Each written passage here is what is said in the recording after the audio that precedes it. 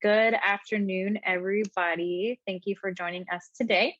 We are the school counseling team here at Feaster Charter, and we are going to go over our student success workshop, focusing on healthy habits. All right, so I'm Mrs. Leon. I am the 3rd, 4th, and 5th grade counselor. We have Mrs. Bravo with us. Hi everyone, my name is Mrs. Bravo. Yes, I am the TK through 2nd grade counselor. Mi nombre es Mrs. Bravo. Si tienes preguntas, aquí tienes mi correo electrónico y mi número. And I am so excited to be here today. Thank you, Mrs. Bravo. And we have Mrs. Hado. Hi, good afternoon. My name is Karina Haro. I am working with the 6th through 8th graders this year.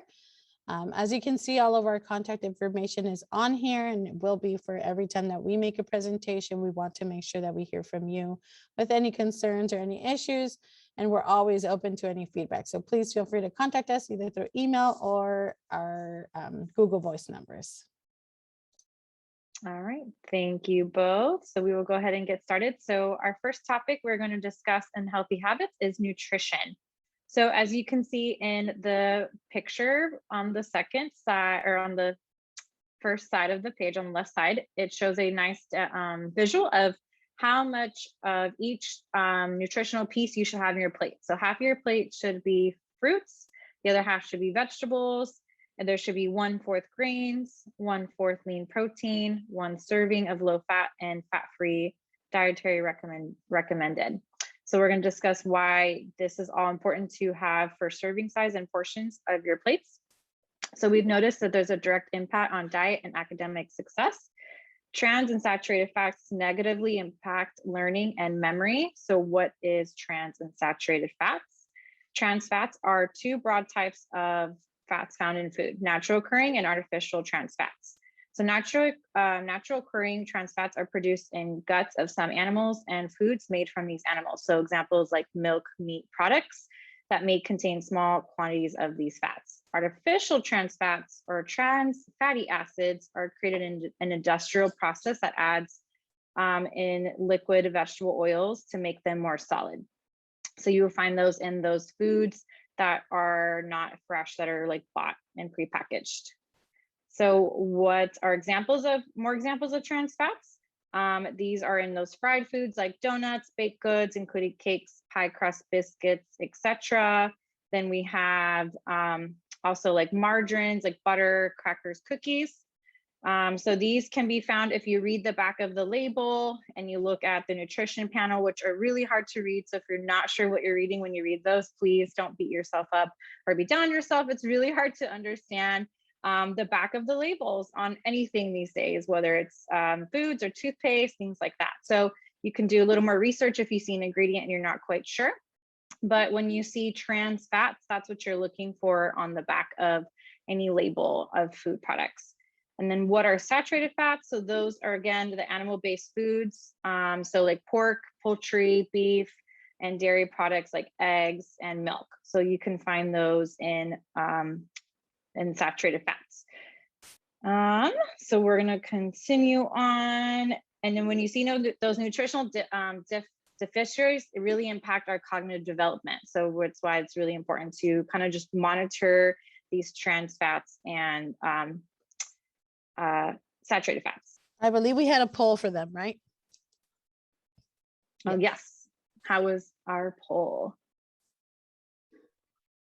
So okay. We'll take a look. You should see the poll question up. Please do choose one answer. And remember, staying to the end will increase your likelihood of getting one of our counseling department sponsored Amazon gift cards, $15. Yes, that's right. So please, parents, go ahead and answer that poll.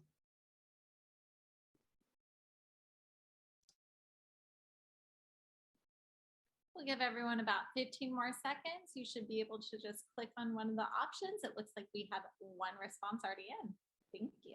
So it looks like we scored 100%. 3 out of 3 people got the correct answer. So congratulations. Well done, everyone. You are doing awesome with your fats and trans fats. So yes, the answer was all of the above. Awesome. Thank you all for participating in the poll and showing us the knowledge that you have learned. So we will go ahead and continue on in nutrition. Indirect impacts of diet on academic success. We've seen studies have shown that poor nutrition can lead to illness, headaches, stomach aches, which of course can lead to absences. And we're absent, then we're not at school learning. So that's the indirect impact. Proper nutrition also impacts and enhances our social emotional well-being. It reduces aggression, reduces school suspension, and decrease discipline problems. So that's why we just ask that you monitor and look over what you're eating. I know it's really hard when we're really busy sometimes to make those meals every day or anything like that. So if you just want more recommendations or want to learn more, you can see the myplate.gov on the slide. That's a great resource. It is a CDC source, so you can go, and they also can give you a plan that's personalized for you and your family based on your activity level, your weight, your height, your age. So that's something that you can utilize as a resource if you want more information on nutrition. All right, so next we're going to discuss exercise. So according to the CDC, children and adolescents ages 6 through 17 should do 60 minutes or more of moderate to vigorous intensity physical activity each day. So what does that mean? What does that look like? So we want that aerobic activity that strengthens the bones, for example, like running or jumping at least 3 days each week, and activities that build muscles like climbing, doing push-ups at least 3 days each week. So great resource to use is the local park. I know with COVID and CDC guidelines, if that doesn't work for you, then guess what? We have videos on YouTube, so you can definitely utilize YouTube. You can put in exercise activity for children, exercise activity for teens, and really fun interactive videos will pop up so that we can be safe at home or all do it together as a family, maybe in the living room or in a large open space around your house or area. So it's a great resource if you're nervous about going to public places like the park. But there's a lot of great resources available online. So if you are not sure, don't know where to go, you can contact us or go do a nice little Google search and hopefully find some resources that work for you and your family. And we also had another poll right here. Mm-hmm. Well done, families. Well 100%. Yes, Mhm. 60 minutes recommended on a daily basis. Great job, families. So there are different sleep recommendations for our students or for your children. The younger kids need the most sleep. So children 6 to 12 years old should sleep 9 to 12 hours throughout a 24-hour period. So sometimes they take a nap, that can count as part of their sleep, but really we want to get that long stretch of sleep, 9 to 12 hours. So if we're talking about a 7 a.m. wake up, we really want to do no later than 10 p.m. for our little ones, but really earlier, like 8 o'clock. For our teenagers, our brains start to develop, mature. They don't need so much sleep, just because the brain is more efficient at being able to work on less sleep. So teenagers should be sleeping 8 to 10 hours. Again, so that's 7 a.m. Wake up time puts us at 8 hours, would be at 11 p.m. no later than that. So some of the recommendations and why we say sleep is important. Sleep is the timer that resets the clock every day. It is the one that tells us, hey, it's a new day, and that brain is able to refresh every time that we are asleep. So the longer the stretch, the better. Adequate sleep leads to improved attention, behavior, learning, memory, emotional regulation, quality of life, mental and physical health. And it is not an exaggeration. The brain needs the time to reset every single night. We see a lot of anxiety, depression, maybe suicidal ideation, and we also see those physical ailments, those physical illnesses that may result from a major lack of sleep. We're not talking about one night just missing sleep or staying up late, but chronic sleep deprivation really has a huge impact on both our mental and our physical health. Not getting enough sleep is associated with also injuries, hypertension, obesity, and depression. If you can't focus, if you're not sleeping well, you're not able to focus. So you can imagine injuries at work for adults, but for our kiddos is being able to focus in class. And how do we get these kids to sleep? Keeping screens out of the rooms is one of the recommendations. No TVs, video games, phones, anything like that that has a screen. The light really messes with our brain. It does not let it reset, and it does not let it get tired. So any type of screens in the rooms are not recommended. And at least half hour before you expect your child to go to sleep, it is recommended that you take away any of that screen time. So phones outside of the room, TVs outside of the room. So now let's talk about practical study tips. How can I get my student, or if I'm not home, what can I recommend to my student when they get home that they should do to be able to stay on top of the academics? Because when we talk about healthy habits, we talk about the basic needs, which we've said: nutrition, exercise, and sleep. However, there are many more factors that contribute to student success. And this is why we're running this workshop over once a quarter, because we want to introduce these topics to you on student success. Some of these study tips, they can do on their own, or we're going to need your encouragement for you to really be able to encourage your student to continue some of these habits at home. The first one, setting a routine is essential. When a student, or when a person, anybody, when we can predict our schedule, when we know what's going to happen, it helps lower our anxiety and be more calm. So if I know that I'm going to get home, I'm going to eat dinner, and next is my homework, I'm going to be more able to do my homework, or more willing to want to do my homework, because I just know that that's part of my routine. If it's an unpredictable schedule, if I get home and sometimes I eat dinner, or sometimes I go take a shower first, or sometimes I just start playing video games, without that predictability, the student tends to be more hesitant, just because we're like, well, I'm just going to do video games first, or TV first, or whatever it might be.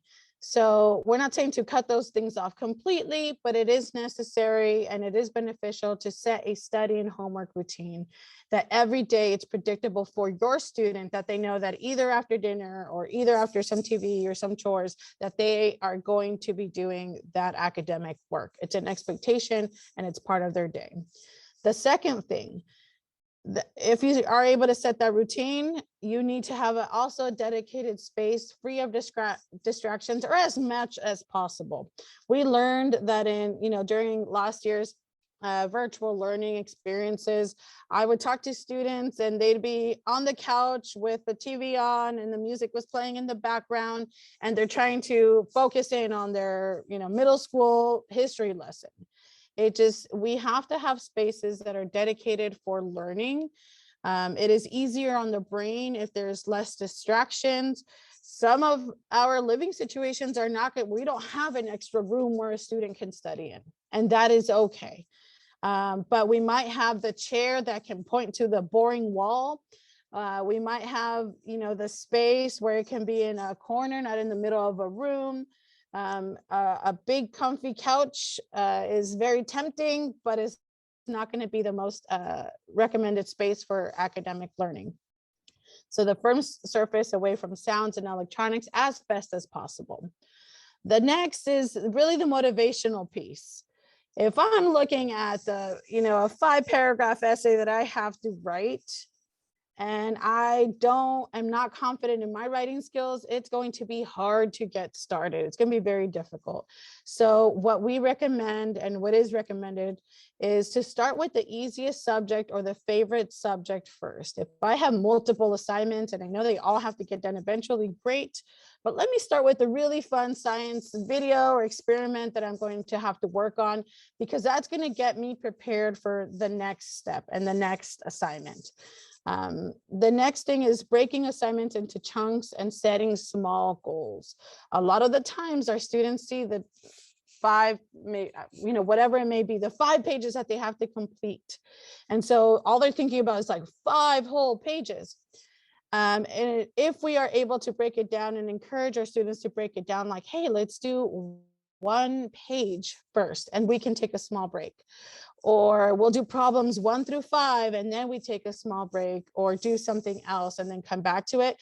That is okay. Chunking these assignments is beneficial just because it doesn't seem like a daunting task for our students.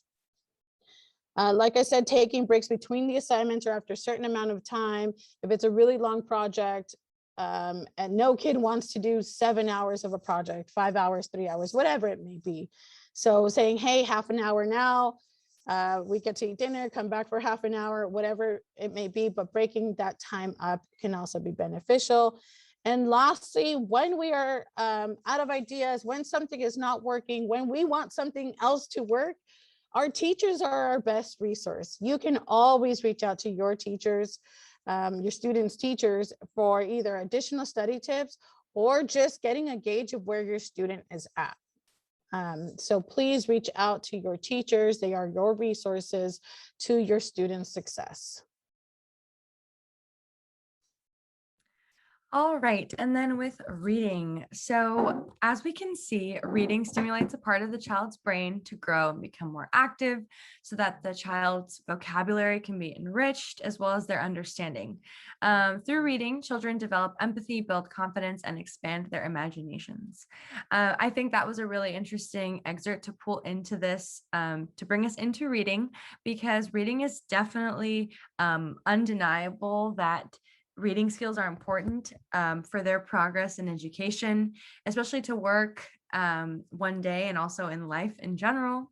So reading is fun and imaginative for children, and it opens doors to all kinds of new worlds. I remember growing up and reading, I was a little too young for the Harry Potter series when it first came out. My sister was very into it, but for me, I began my love of reading at a really young age, and I think I have like 9 books on my to read shelf right behind me, but not every student will see it that way. So these are things that you can do as parents to ensure that your child has a buy-in for reading and has an interest in it. So these are some recommendations that we found online. And the first one is just to read daily. So have your child read for 30 minutes before allowing them to watch TV or play video games, not so much as something that they're in trouble or that they're forced to do. It should be something that is a high motivation and something that they don't feel like is a chore. The next one is to journal write. So a desire to read is amplified by the ability to write. So maybe encouraging students to write in a journal. And as counselors, I definitely support writing your thoughts down in a way that will let you express them. The next way that we found to help build this trait in students would be a word a day. So focus on expanding your child's vocabulary and teaching them a new word every day. You don't have to do this yourself. There are really cool websites where you can put your email in, or your students' email. I know they all have emails through the school, right, with their ID number, and you can subscribe them to get an email every day, and that is the word of the day. So I get emails still, like the Webster's word of the day, and I try to incorporate it in my verbiage each day, but it's difficult because sometimes they're tough words. So you can definitely lower the difficulty of those word of the day, but those are out there. There are websites that can allow you to do that.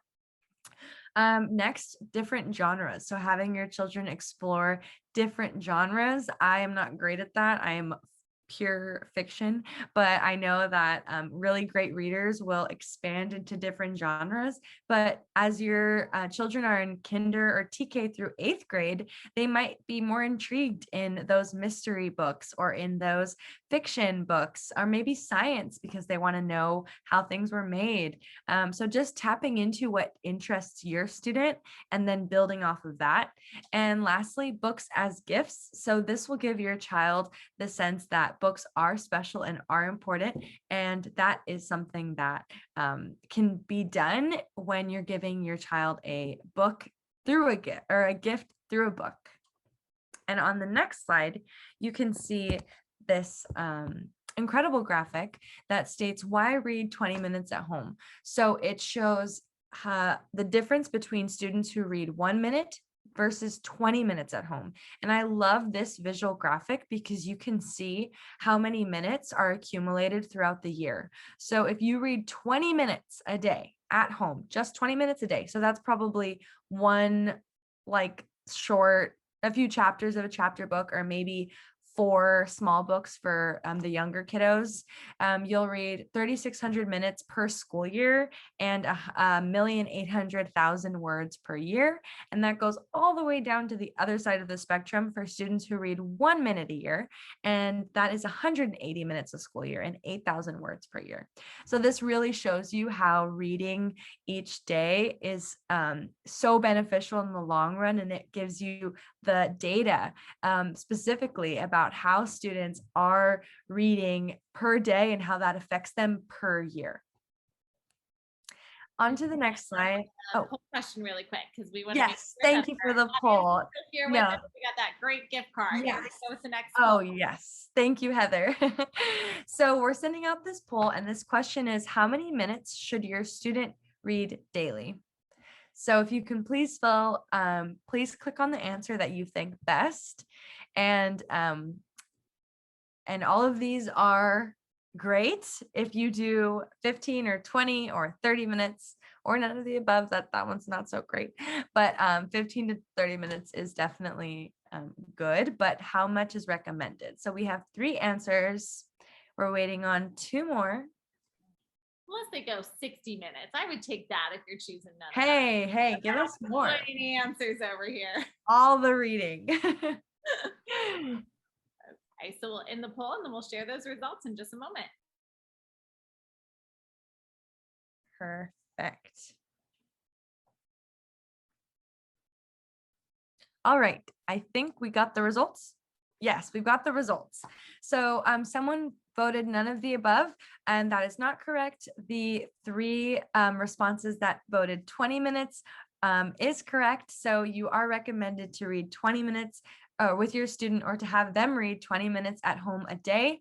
And just to answer that again, you can see here why. So 20 minutes a day does lead to 3,600 minutes per school year. So 3,600 minutes per school year. So it's a lot of buy-in with reading, and it's so important to get students excited about literature.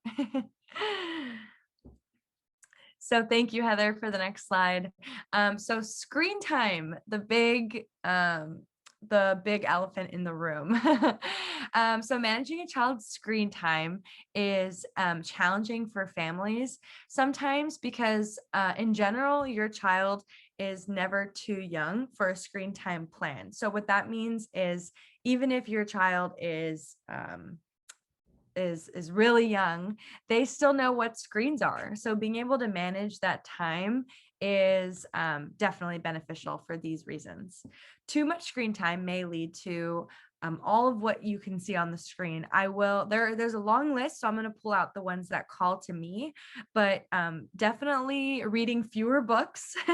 If students are more interested in watching a screen, they might not have that buy-in, that interest in reading, and we just saw how important reading is.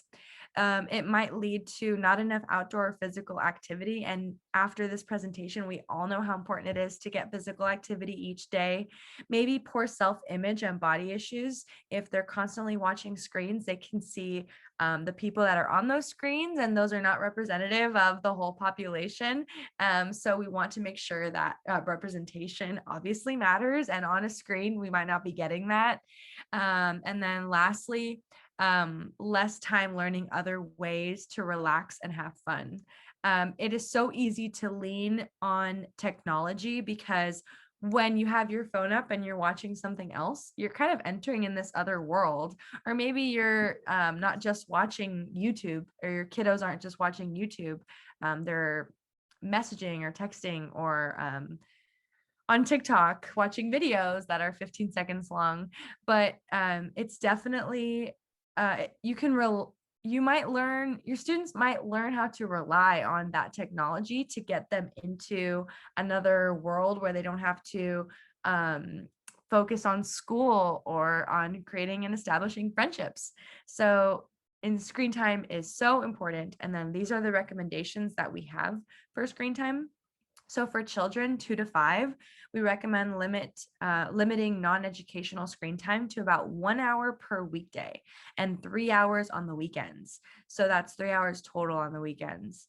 For ages 6 and older, we found some resources that encourage healthy habits and limit activities that include turning off all screens during family meals and outings. How many of us have been at a restaurant or been at Disneyland or the zoo or maybe a park, and you see some kiddos with screens right in front of them and they're more interested in the screen versus what's going on around them, or maybe at the dinner table. So they're not engaging in these conversations that could be helping them grow further versus what they're watching on their screen, as well as learning about the use of parental controls, because screens are not a substitute for and screens are not a substitute for quality parent-child time. So maybe when it goes with parental controls, there's definitely the internet is a black hole. It literally is a black hole. So ensuring that as a parent, you do know how to do parental controls. And I actually have a really great resource that I worked on prior to that I don't have here, but it basically breaks down how to turn on parental controls for each social media site that your child might be using. And if you're interested in that, I can drop it in the chat or I can send it out another way. We'll figure it out. I have it somewhere. And then lastly, that point, screens are not substitute for quality parent-child time. So that quality time, your kiddos are craving the attention and they're craving to talk to you about their day. And if they're focusing on a screen, then they might not get that opportunity or think that you want that opportunity. So putting away that screen and starting that conversation with the kids is going to be so vital to ensuring that you are managing their screen time. And then on the last slide, going into that social media piece, there is the link to the document that I have for that screen time parental control presentation that I made. But you can see 1 to 7 ways in how you can protect your student. And the first way is to keep an open dialogue with your children. So make sure that they know it's okay to come and talk to you about what they're seeing on social media.